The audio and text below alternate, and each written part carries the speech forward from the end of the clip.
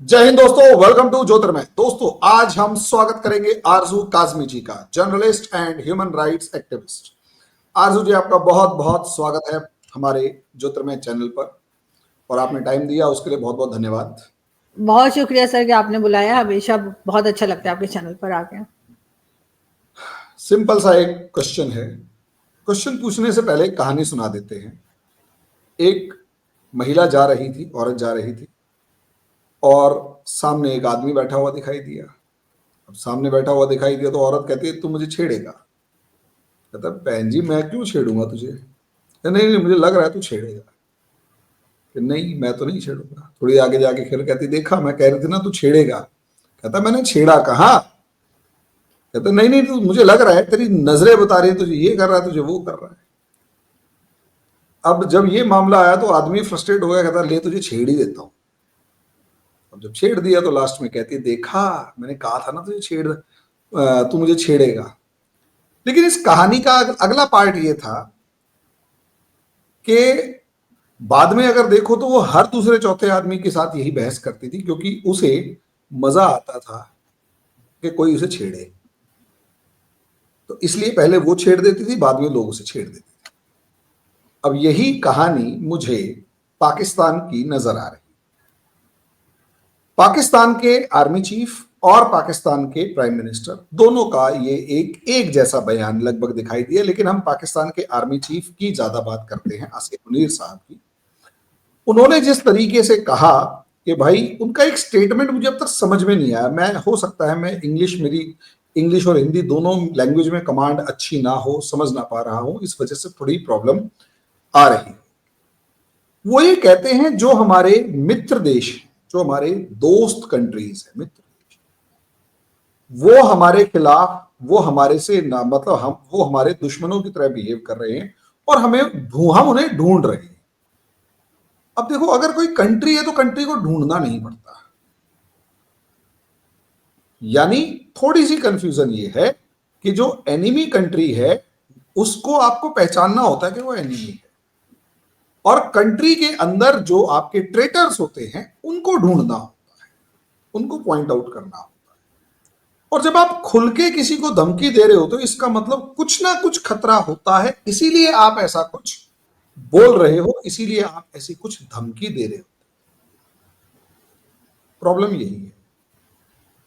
पहली बात, हम ये मान लेते, चलो ठीक है, मैं ग्रामेटिकल उसमें नहीं जा रहा, कौन से फ्रेंडली कंट्रीज हैं जो आपके अगेंस्ट एक कॉन्स्पिरेसी कर रहे हैं, और अगर वो कॉन्स्पिरेसी कर रहे हैं तो आप उनको ढूंढने के बारे में कह रहे हैं, तो कितनों में से ढूंढेंगे? India is not a friendly country, जहां तक मैं जानता हूं। पाकिस्तान में मुझे ढूंढा नहीं मिलेगा। यहां तक कि आरजू भी नहीं मान सकती कि India is a friendly country, जो कि अपने, मैं मानता हूं कि सबसे ज्यादा लिबरल्स में से एक मेरे सामने हैं, वो भी नहीं मान पाएगी कि India is a friendly country. बाकी बचे तीन। ईरान, उनके अभी हेड ऑफ द स्टेट यानी इब्राहिम रईसी जो है आपके उनके जो प्रेसिडेंट है वो आपकी कंट्री में आए थे पिछले साल ही। उसके बाद अफगानिस्तान, वो तो आपके बैकयार्ड है, तालिबान। और तीसरा चाइना। अब तीन कंट्रीज बचे हैं, तीन में से किसको ढूंढो, और किन के जो स्टूज या जो आपके लिए ट्रेटर है वो बैठे, किसकी तरफ इशारा है? आरजू जी, और मुझे ये बताइए कि आप ढूंढ के उसका करेंगे क्या? क्योंकि पाकिस्तान में जो जनवरी में दिसंबर के कंपैरिजन में 42% टेरर इंसिडेंट्स बढ़ी हैं, 42%, जो अपने आप में बहुत ज्यादा मुश्किल दिखाई दे रही है। तो मुझे ये बताइए, ढूंढेंगे किसको? दुश्मन कौन है फ्रेंड की फॉर्म में, जिसे फ्रेंड एनिमी कहा गया है? तो फ्रेंड एनिमी कौन है, ढूंढेंगे किसे, और क्या कर, और ढूंढने के बाद क्या करेंगे? जी आरजू जी। सबसे पहले बहुत शुक्रिया सर कि आपने इनवाइट किया। जैसे मैंने कहा, हमेशा ही बहुत अच्छा लगता है आपके चैनल पर आकर। और मेरा ख्याल है तीनों की तरफ ही इशारा है। जो जिन तीन कंट्रीज का आपने नाम लिया है, ईरान, अफगानिस्तान और चाइना। ईरान के साथ बहुत ज्यादा टर्म्स अच्छे नहीं हुए आरजू हैं। जी, एक कंट्री, सेकंड। हाँ। क्या पाकिस्तान की, sorry I don't never want to use this type of word, लेकिन मुझे आज यूज करना पड़ रहा है, क्या पाकिस्तान की औकात है चाइना के सामने ऐसा बोलने की, चाइना के बारे में एक शब्द भी सोचने की? सर सोचा तो जा सकता है, देखें बंद कमरों में जो मीटिंग्स आपको होती लगता हैं है वहां आपकी पे आर्मी आके दिखा सकती है चाइना को कि तुम हमारे नहीं दुश्मन, दोस्त की फॉर्म में दुश्मन हो? कह सकते हैं, नहीं नहीं सोच भी सकते हैं। नहीं नहीं नहीं कह नहीं सकते मगर सोच सकते हैं, कह नहीं सकते लेकिन आपस तो में इस तो बात तरीके से कर ही इशारा कर सकते हैं ना। सकते हैं, इस तरीके से चाइना की तरफ हल्का नहीं सा भी इशारा कर नहीं सकते नहीं हैं। नहीं क्या चाइना की पाकिस्तान इस कंडीशन में है?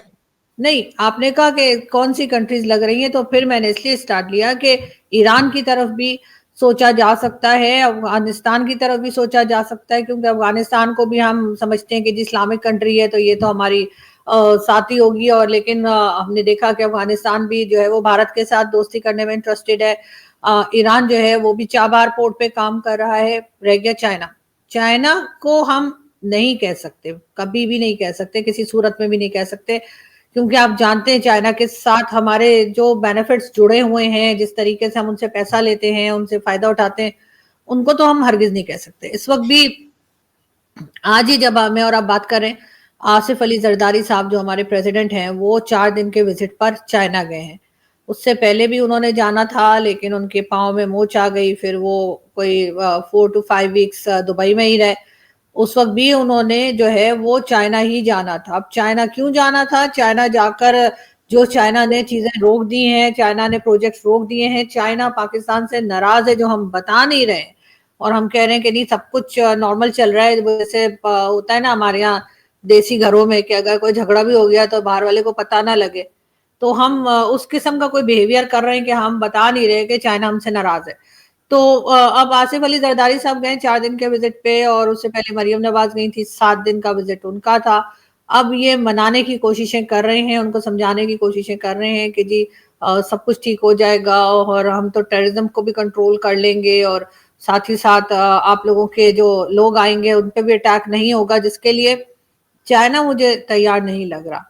तो हम चाइना को तो खुल्लम खुल्ला नहीं कह सकते कि वो मिल गया है, लेकिन चाइना के भी जो है वो टर्म्स भारत से बेहतर होने लगे, और हमारे लिए तो जैसे कहना चाहिए इजराइल से भी बड़ा दुश्मन जो माना जाता है, बताया जाता है या बताने की कोशिश की जाती है या सिखाने की, वो तो भारत ही है। और उसके लिए हम इजराइल को भी कम ही शुमार करते हैं या कम ही काउंट करते हैं। हम तो सारे वक्त यही बताते रहते हैं ना कि भारत हमारा दुश्मन है, भारत हमें खा जाएगा, हमने जो न्यूक्लियर वेपन्स बनाए हैं वो भी हमने भारत की वजह से बनाए, जो हम हथियार खरीदते रहते हैं वो भी हम भारत की वजह से खरीदते रहते हैं।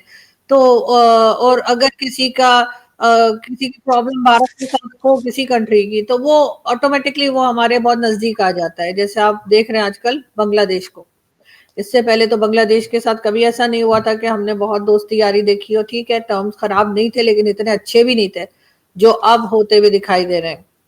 तो वही चीज अब चाइना के साथ भी है। चाइना और भारत में भी जो है वो बातचीत शुरू हो गई है, और एक तरह से काफी प्रॉब्लम्स जो है वो सॉल्व होती दिखाई दे रही हैं। और अभी तक तो हम चाइना के कैंप में इसीलिए थे कि चाइना हमें टाइम टू टाइम भारत के खिलाफ इस्तेमाल करता था। कभी कोई स्टेटमेंट देनी है तो कई चीजों में मैंने खुद भी देखा कि कुछ स्टेटमेंट्स ऐसी आई जिसमें हम लोग आपस में, जर्नलिस्ट आपस में बात करते हैं, भाई यहाँ पे हमारा क्या लेना देना कि हम यहाँ पर उठ के स्टेटमेंट दे रहे हैं, ये तो इनकी चाइना के साथ टेंशन थी। लेकिन उस वक्त हमने अपने आप को जैसे अफगान वॉर में इस्तेमाल होने दिया, ऐसे ही हम चाइना में भी इस्तेमाल होने देते हैं। लेकिन अगर भारत की और चाइना की बातचीत हो जाती है और काफी चीजें जो हैं वो सॉल्व हो जाती हैं, हमारी जरूरत तो ना होने के बराबर रह जाएगी। तो चाइना तो फिर हमें इस तरह से फंड वंड नहीं करेगा जैसे वो किया करता है। तो उस चीज को लेकर मेरा ख्याल है कि ये डर है, ये खौफ है, और कहीं ना कहीं अब ये चीज हो जानी चाहिए। इसलिए कि जब तक हम इसी चीज के ऊपर चलाते रहेंगे कंट्री को कि कोई हमें इस्तेमाल कर रहा है और हम उससे पैसा ले रहे हैं, खुद कुछ नहीं कर रहे, तब तक कुछ ठीक नहीं होगा। जिस दिन ये सारी ये जो इजी मनी वाले सोर्सेज है ना हमारे, जिस दिन ये खत्म होंगे, उस दिन हम, मेरा ख्याल है कि पाकिस्तान सही होगा, और पाकिस्तान उस दिन सोचेगा कि अब हमें क्या क्या चीजें नहीं करनी है जिससे हमारे लोग या पड़ोसी जो हैं वो नाराज हो रहे हैं, और अब हमें ट्रेड करनी है, अब हमें प्रॉपर एक नॉर्मल कंट्री बनने की कोशिश करनी है, जो अभी हम लोग नहीं है। तभी हो पाएगा जब ये सारे जो एक कह लीजिए कि एक जो सहारे मिले हुए हैं ना हमें, गलत सहारे मिले हुए, ये जब निकाल लिए जाएंगे तब। अब इसमें एक चीज है, आप कह रहे हो तो मैं कुछ चीजें कैलकुलेट करने की कोशिश करता हूं। आपने एक है ना इन जनरल तो बताया, हम स्पेसिफिकली अगर बात करें तो आपको ईरान से क्या दुश्मनी? देखें, ईरान जो है ना, ईरान एक शिया कंट्री है, ठीक है।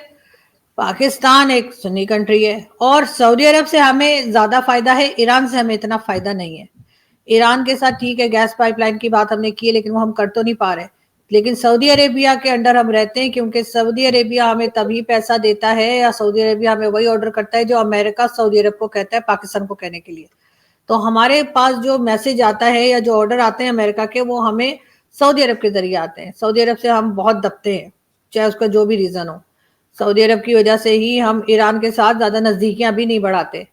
इसलिए भी मुझे लगता है कि हमें जो है वो ईरान की जो आपने बात की, तो वहां पर हम बहुत ज्यादा आगे की तरफ इसलिए नहीं जा सकते कि सऊदी अरब को पसंद नहीं आएगा। और सऊदी अरब और ईरान मिलके जरूर बैठे हैं कुछ टाइम पहले, लेकिन वो आर्टिफिशियल तरीके से बैठे हैं। मुझे नहीं लगता कि वो सिलसिला ज्यादा चलेगा। अभी आपको याद होगा, इमरान खान के जमाने में बड़ा चेक किया जा रहा था कि बहुत टाइम हो गया था, आर्मी चीफ की अपॉइंटमेंट ही नहीं हो रही थी, सिग्नेचर्स ही नहीं हो पा रहे थे। तो उस वक्त भी यही बताया गया कि वो चेक किया जा रहा है। सऊदी अरब ने कहा है कि चेक करो कि कहीं तुम्हारा आर्मी चीफ शिया तो नहीं है। तो उनके रिकॉर्ड चेक किए जा रहे थे कि अगर कोई शिया हो तो वो ईरान जरूर गए होते हैं। तो वो चेक हो रहा था कि कहीं वो ईरान तो नहीं गए। तो उनके इस किस्म की अगर आप के अंदर प्रेशर होंगे, आपके ऊपर प्रेशर होंगे कि आप किसी से पूछकर अपना आर्मी चीफ रख रहे हैं, किसी से पूछकर आप प्राइम मिनिस्टर बना रहे हैं, तो फिर तो इसी तरीके से कंट्री चलेगी ना जैसे चल रही है। अपने अपना फैसला तो कोई नहीं है, मतलब कौन होता है सऊदी अरब के वो हमें ऑर्डर करे कि हमारे यहाँ कौन आएगा कौन नहीं आएगा। कोई कोई शिया जो है कम्युनिटी के जो है वो हमारे आर्मी चीफ क्यों नहीं हो सकते, प्राइम मिनिस्टर क्यों नहीं हो सकते, या कोई भी पोस्ट पे क्यों नहीं हो सकते। लेकिन जाहिर है, अगर आप पैसा ले रहे होंगे, आप किसी किस्म का फायदा उठा रहे होंगे, तो फिर वो अपनी मर्जी भी चलाते हैं ना लोग। तो वही हमारे साथ हो रहा था।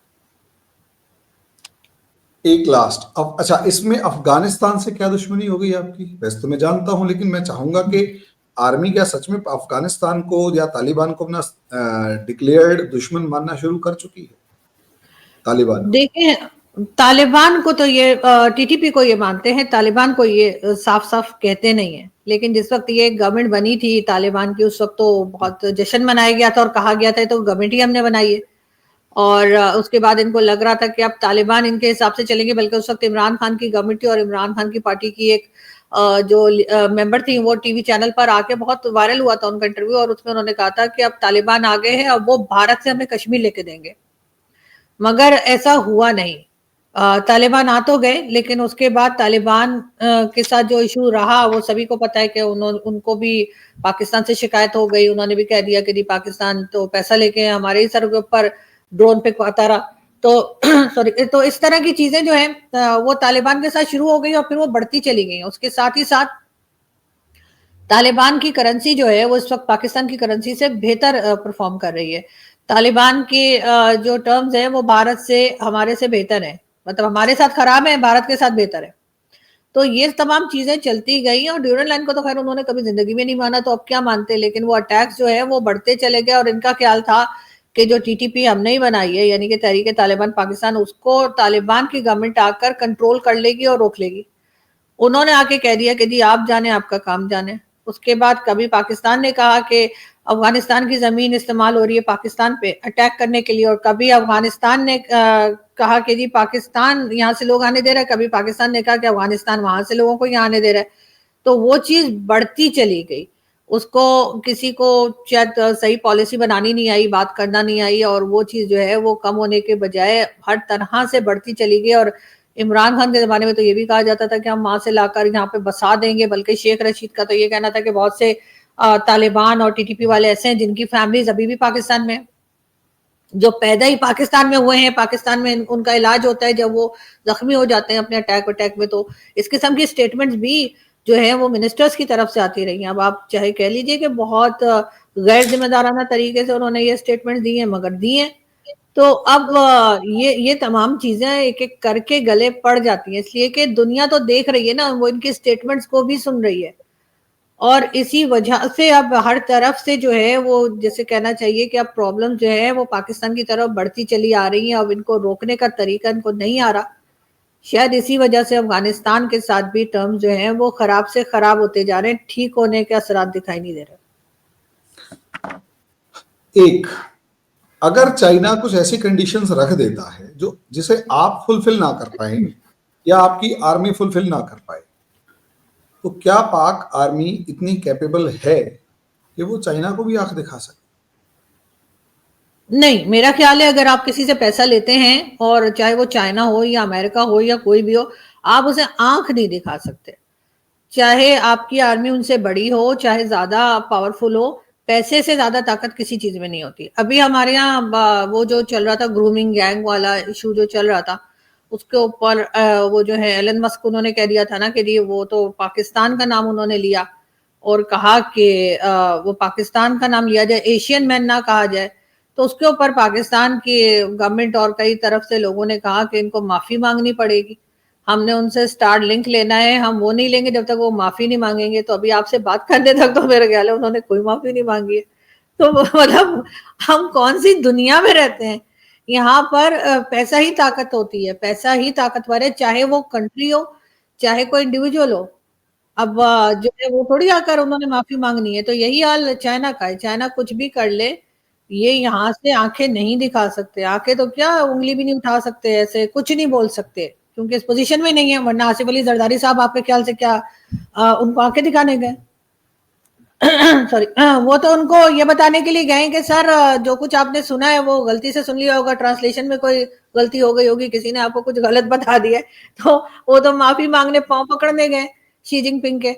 आपके ख्याल से वो इतने बिलियन जो है वो पाकिस्तान में इन्वेस्ट कर देंगे, बार बार ये जाएंगे वहां से पैसा मांग के लाएंगे, कभी कहेंगे हमने एयरपोर्ट बना दिया है, कभी कहेंगे हमने सीपीसी बना दिया है, कभी कुछ बोलेंगे, और वो मुसलसल पैसा देते रहेंगे। ठीक है, उनका भी अपना फायदा होगा, बगैर फायदे के पैसा दूसरा भी नहीं देता, लेकिन चले कुछ हद तक दे देता है, मैं मान लेती हूँ। ठीक है, किसी को किसी एक लिमिट तक कुछ पैसा कोई दे देगा कि चलो ठीक है मदद कर देते हैं। लेकिन इतने सालों तक 11-12 साल तक नॉन स्टॉप पैसा जो दिया है चाइना ने, तो चाइना का अपना भी कोई ना कोई बेनिफिट होगा। लेकिन अब ऐसा तो नहीं है ना कि वो जो हमें इतना पैसा दे सकता है उसको अपना पैसा लेना भी आता है। और जब पैसा बंद हो जाएगा उसका क्या होगा? अभी देखिए ना, यूनाइटेड नेशन सॉरी उसका यूएन का जो यूएन एड जो बंद हुई है, फॉरेन एड जो बंद हुई है, तो इनकी चीखें आसमान तक जा रही हैं कि जी ये तो एड बंद हो गई है। तो इसी तरीके से आपके हर तरफ से दरवाजे बंद हो जाएंगे तो ये क्या करेंगे? इसलिए कि खुद से खाना कमाना तो इन्होंने सीखा नहीं और अपने खर्चे भी बढ़ा लिए। मतलब दूसरे के पैसे पर अपने खर्चे हमारी गवर्नमेंट और जो लोग हैं वो बढ़ा चुके हैं, उसको भी इनसे समेटा नहीं जा रहा। तो फिर डेफिनेटली आंखें तो क्या ये कुछ चू भी नहीं कर सकते चाइना के सामने। एक लास्ट, ये जो फ्रेंडली कंट्रीज हैं, हो सकता है ये ऐसी कंट्रीज भी हो जिसका आपसे बॉर्डर नहीं लगता? बिल्कुल। किसकी तरफ इशारा हो सकता है? Qatar, Qatar, UAE, Kuwait, UAE. Kuwait, उसके बाद टर्की, अमेरिका। देखिए, फ्रेंडली कंट्रीज का जरूरी नहीं कि हमारे साथ बॉर्डर लगता। फ्रेंडली कंट्रीज हम उसे कहते हैं जो हमें पैसा दे देता है, या हमारे ऊपर कोई मुसीबत आ जाए, अर्थक्वेक आ जाए, कोविड आ जाए या फ्लड आ जाए, कुछ भी हो जाए, वो हमें पैसा दे देता है, उसको हम फ्रेंडली कंट्रीज कहते हैं।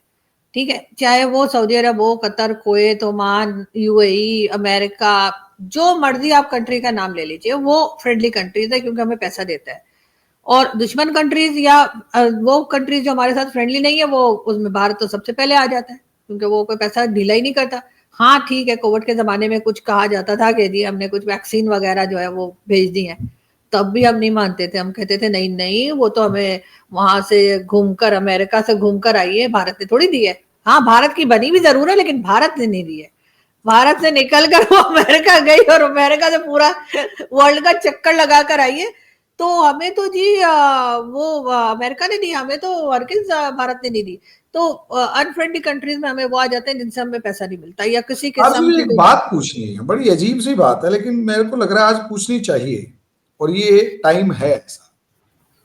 अगर हम इस्लामिक हिस्ट्री को उठाकर देखें तो इस्लामिक हिस्ट्री में on the name of religion आप क्रिश्चियंस से लड़े, ज्यूज से लड़े, क्योंकि क्रिश्चियंस ने इस्लाम को खत्म करने की कोशिश करी, इस्लाम ने क्रिश्चियंस को खत्म करने की कोशिश करी, ज्यूज ने आपके जेरूसलम के ऊपर कब्जा किया जहां अलक्सा मॉस्क है, तो आपने भी उन्हें भगाने की कोशिश करी। इंडिया और इंडिया में हिंदूज ने आज तक का रिकॉर्ड है, ना तो कभी आपके किसी रिलीजियस प्लेस को कैप्चर करने की कोशिश करी, और आज तक का रिकॉर्ड यह भी है कि हिंदूज ने कभी भी मास कन्वर्जन नहीं करवाया मुस्लिम्स का। तलवार के दम पे हमने किसी मुसलमान को हिंदू नहीं बनाया। तो ऐसे में आपके बड़े दुश्मन तो अमेरिका, यूरोपियन कंट्रीज और इजराइल होने चाहिए।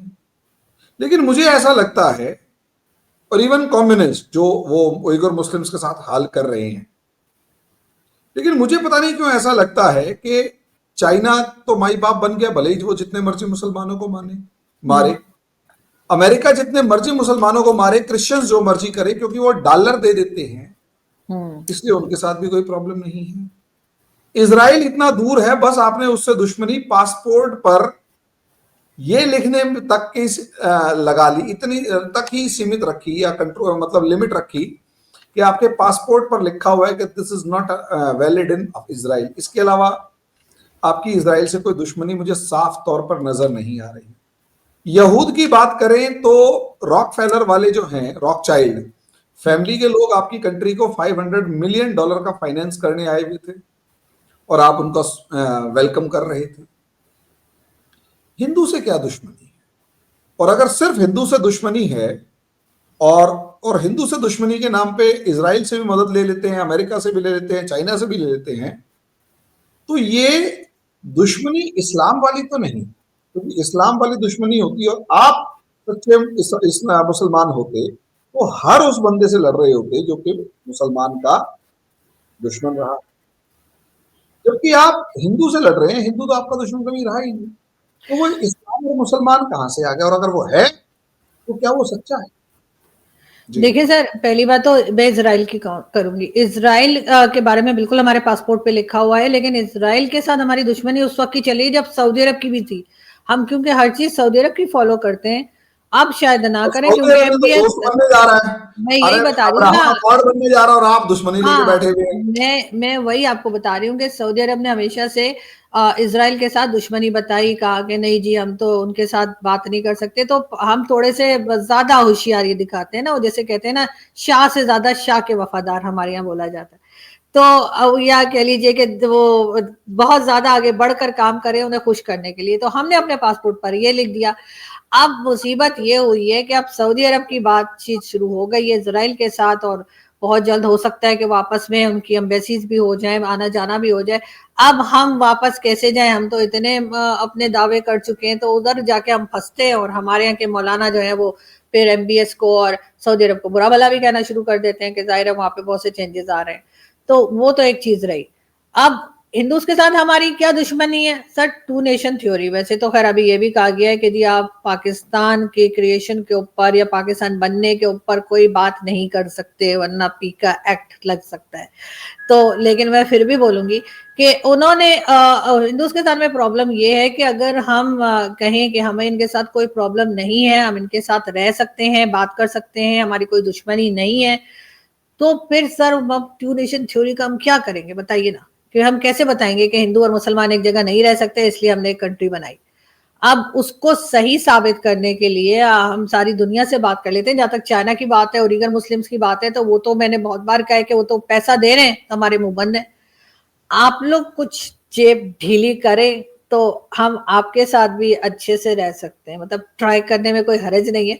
मैं तो अपने शो में कई बार मोदी जी को बोल चुकी हूँ कि भाई 1 ट्रिलियन दे दीजिए, चले ½ ट्रिलियन दे दीजिए, मतलब जान से ज्यादा पैसा तो नहीं होता ना। आप लोग तो कमा लेंगे, आप लोग तो काम कर लेंगे, आपके तो सारी दुनिया में लोग फैले हुए हैं, कोई प्राइम मिनिस्टर बन रहा है इंडियन ओरिजिन का, कोई कुछ हो रहा है। हमने तो ऐसा कुछ नहीं कोई करना, हमने एफबीआई तो चीफ बन रहा है, कोई हाँ एफबीआई चीफ बन रहा है, किसी की कोई जो है वाइस प्रेसिडेंट की वाइफ है, कोई कुछ है, कोई कुछ है। गूगल से लेकर हाँ, इंस्टा, फेसबुक से लेकर हर जगहों पे इंडिया ही फैला हुआ है। आप बिल्कुल सही कह रहे हैं। तो आप कमा लेंगे ना सर। हमें जो है, हम इसी तरीके से टोपी ड्रामा करके पैसा लेते हैं। तो आप लोग अभी तक जो है वो माने नहीं है।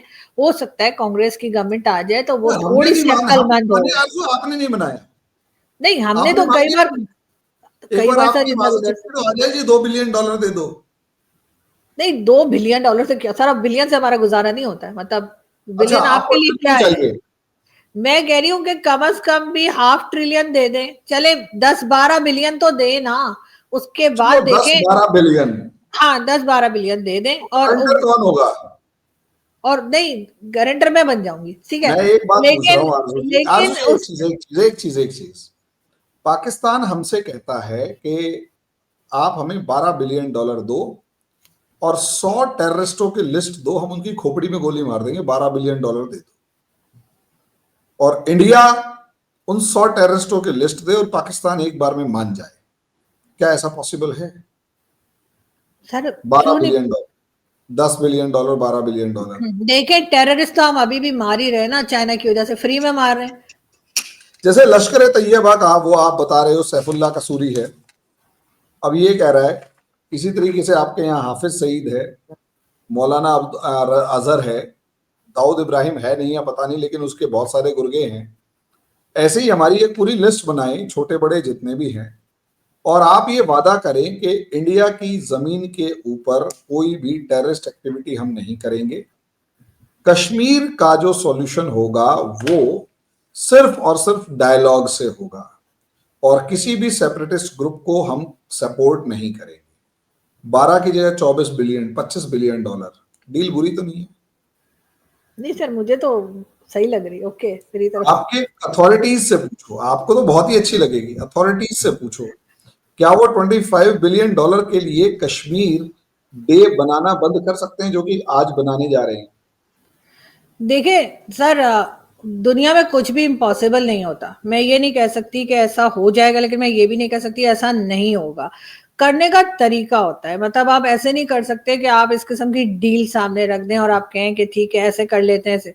नहीं, उसके लिए ये होता है कि आपको पाकिस्तान के साथ और पाकिस्तान को आपके साथ थोड़े टर्म्स को बेहतर करना पड़ेगा। आप बोलें कि हम इन्वेस्टमेंट कर देते हैं, ठीक है। आप जब इन्वेस्टमेंट करेंगे, जैसे चाइना ने इन्वेस्टमेंट चाइना करता है, तो फिर चाइना में तो आप देख रहे हैं कि हम उनकी हर बात मान रहे होते हैं। तो जब आप इन्वेस्टमेंट कर देंगे और आप इस किस्म की कोई डिमांड रखेंगे, तो मेरा ख्याल है कि उसके ऊपर डेफिनेटली काम होगा, क्योंकि हमें खुद भी ये सारी चीजें सूट तो नहीं कर रही ना, हमारे किसी फायदे की तो है नहीं। अब वो जो जो जिसको सॉरी जब आरजू बनाया जी, गया था। आपको नहीं लगता सर, ये सारी चीजें आपको बहुत बढ़िया सूट कर रही हैं, कम से कम उन लोगों को जिनको बहुत फायदा हो रहा है? क्या फायदा हो रहा आम है सर? आदमी को पहले सूट नहीं कर रही वो एक अलग मैटर है, कुछ लोगों को तो सूट कर रही हैं, दे आर एंजॉयिंग इट।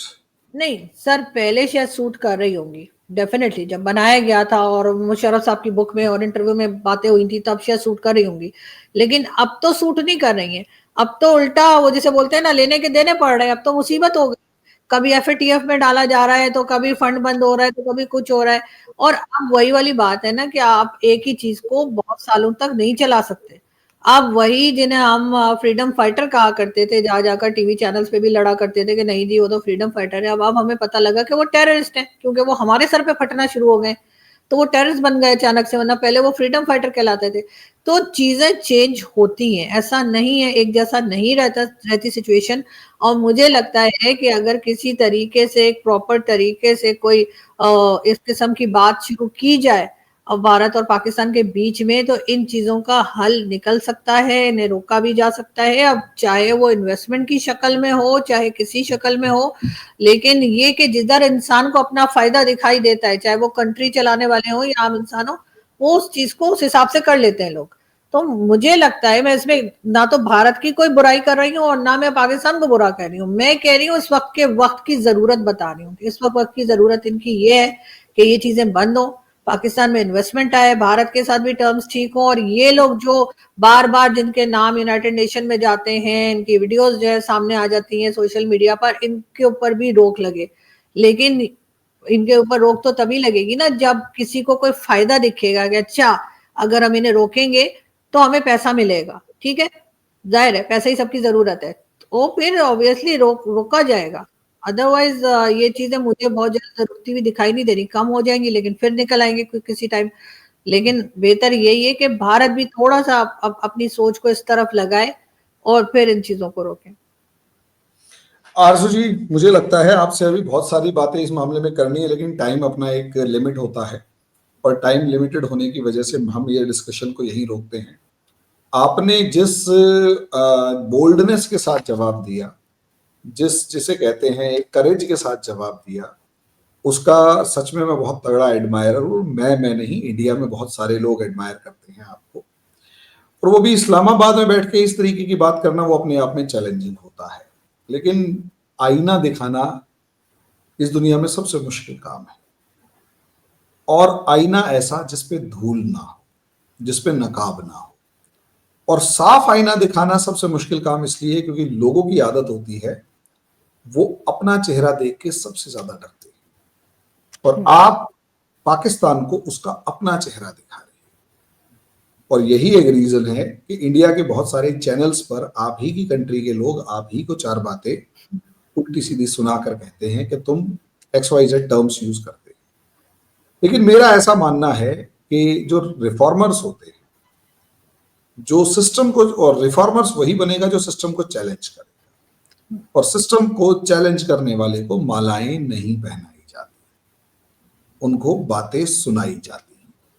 क्योंकि और आप सर तो क्योंकि सर मुझे बुरा लगता है जिस वक्त मेरी कंट्री के लोग कश्तियों में बैठ के भागने की कोशिश करते हैं और वो डूब जाते हैं। वो पैसा खर्च करके मरना पसंद करते हैं लेकिन पाकिस्तान में रुकने को तैयार नहीं होते। मुझे बहुत दुख होता है उन लोगों की हालत को देखकर। यहाँ पे आज भी मैं एक साहब से मिली, वो क्रिश्चियन है और वो मुझे कहने लगे कि मैं कहीं बाहर यूरोप भागना चाहता हूँ, मैं यहाँ पे मेरा काम नहीं चल रहा है। उसको मतलब यहाँ पे जो भी बिजनेस कर रहे हैं वो नहीं चल रहा। बहुत अफसोस हुआ मुझे सुनकर, क्योंकि अपना घर अपनी कंट्री छोड़कर कौन जाना चाहता है। सब अपनी जगह जी, देखो एक बात तो मैं आपको बता दूं, आपकी कंट्री में सुन्नी मुसलमान के अलावा कोई किसी की कंट्री नहीं है। पाकिस्तान सिर्फ सुन्नी मुसलमानों की कंट्री है और किसी के लिए वो देश है ही नहीं। अब ये आप इसे माने या ना माने, जो आपके यहां से खबरें आती हैं वो यही बता रही होती है कि सुन्नी मुसलमान हैं तभी आप इस देश, और सुन्नी मुसलमान में भी पंजाबी हैं। बिल्कुल। वो तो तब तो आप पाकिस्तान आपका है, आप ये कह सकते हैं। बाकी नहीं तो आपको अंदर खाते कुछ ना कुछ तो प्रॉब्लम रहेगी ही रहेगी। जी बिल्कुल ऐसा ही है, लेकिन सर जाहिर है कि उसके लिए आवाज तो उठानी होगी, बात तो करनी होगी, और जैसे आप कहते हैं कि आईना तो दिखाना होगा। अब अगर किसी को बुरा लगता है तो उसमें कुछ किया नहीं जा सकता, लेकिन जब तक बोल सकेंगे, जब तक आवाज निकलेगी, जब तक दिखाई देंगे, जब तक जिंदा रहेंगे, बोलते तो रहेंगे। क्योंकि इतनी जल्दी ये सुधरने वाले तो है नहीं कि हमारे लाइफ टाइम में ये सुधर जाएंगे, ऐसा तो नहीं लगता। जल्दी ये सुधरेंगे ही नहीं। और पाकिस्तान असलियत में पता है क्या होता है, पाकिस्तान और बांग्लादेश में भी यही खेल हो रहा है कि वो असलियत में, देखिए सुधरने के लिए एक जनरेशन, एक है ना ऐसी पॉपुलेशन चाहिए होती है जो सुधरना चाहे। आपके यहां वो पॉपुलेशन बची ही नहीं है जो सुधरना चाहे। जो है वो पाकिस्तान छोड़कर भाग रहे हैं, जो बचे हैं उनको पता ही नहीं है कि उनके साथ हो क्या रहा है। क्योंकि जब भी वो दुखी होते हैं वो आसमान की तरफ देखते हैं और उनको वो जन्नत नजर आ जाती है जहां हूरे बहुत बुरी कंडीशन में उसका इंतजार कर रही होती है, क्योंकि मौलाना उन्हें समझा दिया है। तो वो अपना दुख भूल जाता है। भाई नॉर्मली दुख भूलने के लिए या तो आदमी नशा करेगा, शराब पिएगा, अफीम गांजा चरस। वो अफीम गांजा चरस कंज्यूम नहीं करेगा, शराब नहीं पिएगा, तो वो क्या करेगा आरजू जी? फिर वो करेगा सिर्फ एक काम, वो कैसे भी करके भागेगा। ठीक है, और भागेगा नहीं तो बचा तो वो फिर रिलीजियस, और वो अल्ट्रा लेवल रिलीजियस। फिर वो दिल को समझाएगा कि मेरे दिल की तसल्ली क्या है। फिर मौलाना उसे बता देगा तेरे दिल की तसल्ली यहां नहीं है, ऊपर है। ऊपर हूरे तेरा इंतजार कर रही है, और उसके कपड़े और न जाने क्या क्या बता देता है, वो उसी सपने में रहता है। और आपकी कंडीशन, कंट्री इस स्टेज में है, और उस मौलाना को चैलेंज करने वाले शायद अब आप उंगलियों पर गिन सकते हैं वो लोग हैं। और मुझे तो ये अभी देखना पड़ेगा कि, मतलब मैं सोच रहा हूं कि बहुत से लोग बचे कैसे हुए, क्योंकि तालिबान वाला हाल आपका होने वाला है, जहां तालिबान के मिनिस्टर अखुंदजादा तक को, स्टैनिकज़ई को जिस तरीके से भगा दिया गया क्योंकि उसने लड़कियों की एजुकेशन को सपोर्ट किया था। तो वो होता है, ऐसा ही होता है, रेडिकलिज्म का एक्सट्रीम पार्ट वही है कि फिर वो खुद को ही खाने लग जाता है। और आप ये देख रहे हैं पाकिस्तान धीरे धीरे स्टेप बाय स्टेप उसी तरफ बढ़ रहा है, या तो तालिबान आके बढ़ाएगा या फिर खुद आपके मौलाना ही आपको इस तरीके से ट्रीट कर जाए। खैर आरजू जी, आपने टाइम दिया उसके लिए बहुत बहुत शुक्रिया, वरना बातें तो हमारी ऐसी ही चलती रहेंगी। Thank you. जाने से पहले ये रिक्वेस्ट करूंगा, आरजू जी का चैनल आरजू काजमी, आरजू जी का ट्विटर हैंडल बड़ा शानदार है, उस पर बहुत बढ़िया बढ़िया ट्वीट्स होते हैं। 2-4 ट्वीट्स जो मुझे पसंद है उसमें सबसे ज्यादा दादाजी ने वाट लगा दी, तब से मैं आपका डाई हार्ड फैन हूँ। Thank you sir. और मेरे चैनल्स ज्योतिर्मय ग्लोबल और कर्मण्य तीनों को लाइक करें, सब्सक्राइब करें, शेयर करें, बेल आइकन जरूर दबाएं। Thank you very much Aarzoo ji. Thank you.